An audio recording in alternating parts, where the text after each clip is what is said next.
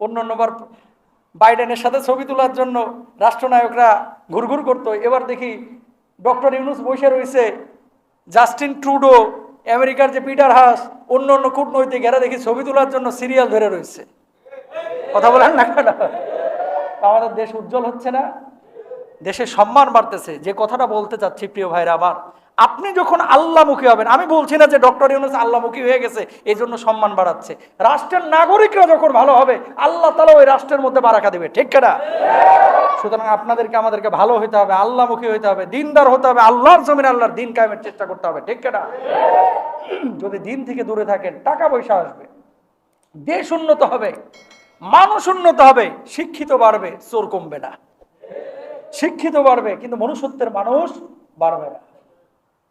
আমি এই জুমাতে এই মসজিদে না হলেও 30টা জুমায় আলোচনা করছি যে স্কুল কলেজে ভার্সিটিতে বিশ্ববিদ্যালয়ে আপনার বাচ্চাকে কি পড়ানো হচ্ছে একটু খোঁজ খবর রাখেন। সহশিক্ষার নামে অনেক সময় এলোমেলো জিনিস আমাদের কোমলমতি বাচ্চাদের মাথায় ঢুকিয়ে দেওয়া হচ্ছে।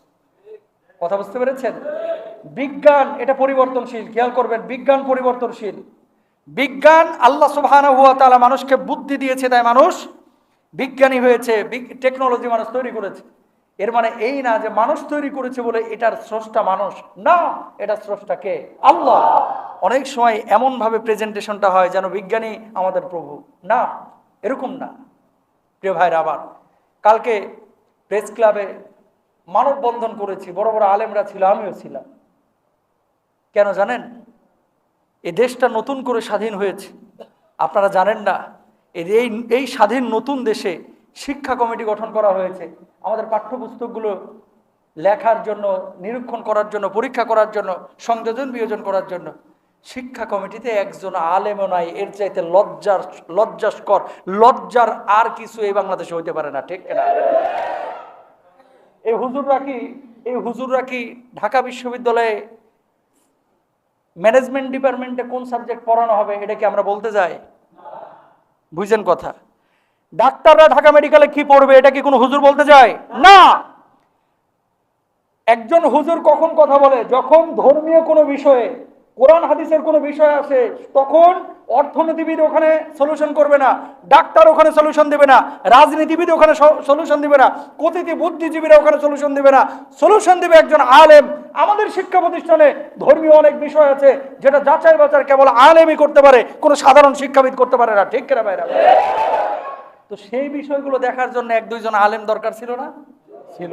কিন্তু সেই জায়গাটা আলেম না ঢুকে বসানো হয়েছে 2 জন চিহ্নিত সাহাবাগীকে। নাউজুবিল্লাহ বলেন। ভাইরা আমার, এখান থেকে অনেক মিডিয়া আছে এবং আপনাদের মাধ্যমে পুরো বাংলায় আমি আওয়াজ পৌঁছে দিতে চাই। আমাদের কোমলমতি শিশুদেরকে যারা অসুস্থ বানাইতে চায়, যারা সমকামী বানাইতে চায়, যারা লেসবিয়ান বানাইতে চায়, যারা সহশিক্ষার নামে আজে বাজে আউল ফাউল জিনিস শিখাইতে চায়, এই বাংলার জমিনে নতুন স্বাধীন দেশে এই দেশের তাওহীদি জনতা এদেরকে কখনো মেনে নেবে না, ঠিক কিনা ভাইরা? কারণ কি, আমাদের সন্তান আমাদের মূল অ্যাসেট, সম্পদ। এই জিনিসগুলো তো জুমায় আলোচনা হয় না বাংলাদেশের মসজিদগুলোতে। কেন আলোচনা হবে না? আমার বাবাকে, আমার অভিভাবককে, আমার সন্তানকে সতর্ক যদি খতিব না করে, কে করবে? রিকশাওয়ালা করবে, ভ্যানওয়ালা করবে, আপনার শিক্ষক সে তো নিজেও জানে না কেমনে করবে। এই জন্য প্রিয় ভাইরা আপনাদেরকে বলি, সূক্ষ্মভাবে আমাদের বাচ্চাদেরকে নষ্ট করার প্ল্যান চলতেছে, অতীতে হয়েছে, এখন নতুন করে আমরা মেনে নিব না, ইনশাল্লাহ বলেন। তাহলে কি করতে হবে? শিক্ষা কমিটিতে অন্তত 2 জন আলেমকে ঢুকাইতে হবে, ইনশাল্লাহ বলেন। আর কোন শাহবাগপন্থী নাস্তিক মুরতাদ সেখানে থাকতে পারবে না, ইনশাল্লাহ বলেন। প্রিয় ভাইরা আমার, যে কথা বলতে যাচ্ছি, লা তাজআল মা'আল্লাহি ইলাহান আখার। আপনার ছেলে যখন আল্লাহকে চিনবে, নবীকে চিনবে, আল্লাহ রাসূলকে চিনবে, ওই ছেলেকে সহজেই কিন্তু নাস্তিক মুরতাদ বানানো যাবে না।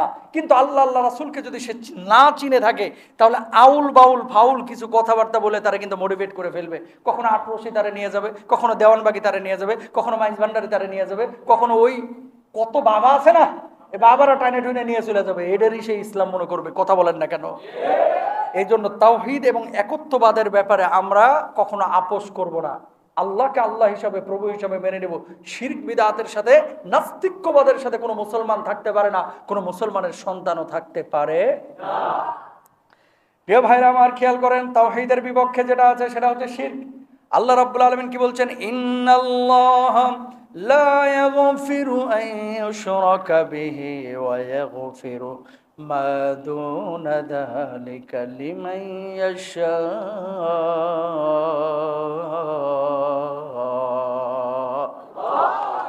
এই যে যারা মূর্তি পূজারি করে তারা মূলত শিরক করে, এই শিরকের কারণে আল্লাহ রাব্বুল আলামিন তাদেরকে ক্ষমা করবেন না, এরা কাফের বেঈমান হয়ে মরবে।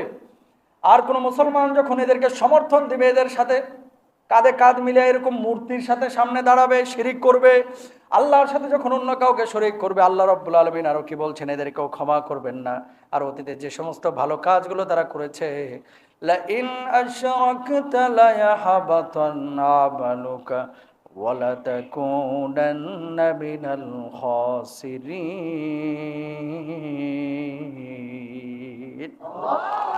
আল্লাহ রাব্বুল আলামিন বলছেন, এই সমস্ত লোক যারা ভালো কাজ আগে করছিল, এখন শিরিক করার কারণে, মূর্তি পূজার কারণে, মূর্তি পূজাদের সহযোগিতা করার কারণে, শিরকের সাথে সম্পৃক্ত হওয়ার কারণে অতীতের সমস্ত ভালো কাজগুলোকে আমি আল্লাহ রাব্বুল আলামিন মিটিয়ে দিলাম, এগুলোর কোনো সওয়াব আমি আল্লাহ তাআলা দেব না। জোরে সোরে বলেন নাউজুবিল্লাহ। সুতরাং এগুলো করা যাবে। তাহলে এই 22 নম্বর আয়াত থেকে আমরা কি পাইলাম? দেখেন কয়েকটা শিক্ষা আছে এখানে। 22 নম্বর আয়াত থেকে 1 নম্বর শিক্ষা হচ্ছে আমরা আল্লাহ ছাড়া অন্য কাউকে প্রভু হিসেবে মেনে নিব না। 2 নম্বর শিক্ষা হচ্ছে সব কিছুর মালিক আল্লাহ। 3 নম্বর শিক্ষা হচ্ছে ক্ষমতা আল্লাহ মানুষকে দেয়, মানুষ ক্ষমতা ছিনিয়ে নিয়ে আসে না।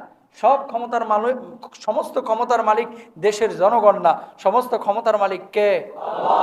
ক্ষমতা মানুষকে আল্লাহ তাআলা দেয়, আমানত রাখে। এই ক্ষমতার অপব্যবহার করা যাবে না। 400 বছর ক্ষমতা পায়াও আল্লাহরে চিনে নাই। সুতরাং ক্ষমতা পাইলে ক্ষমতার অপব্যবহার আমরা কেউ করব না, ইনশাআল্লাহ বলেন। এরপরে রব্বুল আলামিন কি বলছেন পরবর্তী আয়াত 23 নম্বরে খেয়াল করেন, ওয়াকাদা রাব্বুকা আল্লা তা'বুদু ইল্লা ইয়্যাহু ওয়া বিল ওয়ালিদাইনি ইহসানা। রব্বুল আলামিন আমাদেরকে আদেশ করলেন কি? ওয়াকাদা রাব্বুকা আল্লা তা'বুদু, আল্লাহ আদেশ করতেছেন আল্লাহ তা'বুদু, আল্লাহকে ছাড়া কারো ইবাদত করো না, আল্লাহরই ইবাদত করো। ইল্লাল্লাহ ওয়া বিল ওয়ালিদাইনি ইহসানা, আর বাপ মার সাথে সদাচরণ করো। ইম্মা ইয়াবলুগান্না ইনদাকাল কিবারা আহাদুহুমা আও কিলাহুমা ফালা তাকুল লাহুমা উফফিন ওয়া লা তানহারহুমা ওয়া কুল লাহুমা কাওলান কারীমা। রব্বুল আলামিন বললেন আল্লাহর ইবাদতের পরে তোমার আরেকটা প্রধান দায়িত্ব আছে, সেটা কি? বাপ মার সাথে ভালো আচরণ করো। বিশেষভাবে যখন দুইজনের একজন বার্ধক্যে উপনীত হবে, অথবা দুইজনে যখন বার্ধক্যে উপনীত হবে, তাদের সঙ্গে ভালো আচরণ করো। আল্লাহ রাব্বুল আলামিন নামাজ পড়া যেমন ফরজ করেছেন, রোজা করা যেমন ফরজ করেছেন, হজ যাকাত যেমন ফরজ করেছেন, বাপ মার খেদমত করা সন্তানের জন্য আল্লাহ রাব্বুল আলামিন তেমনই ফরজ করে দিয়েছেন।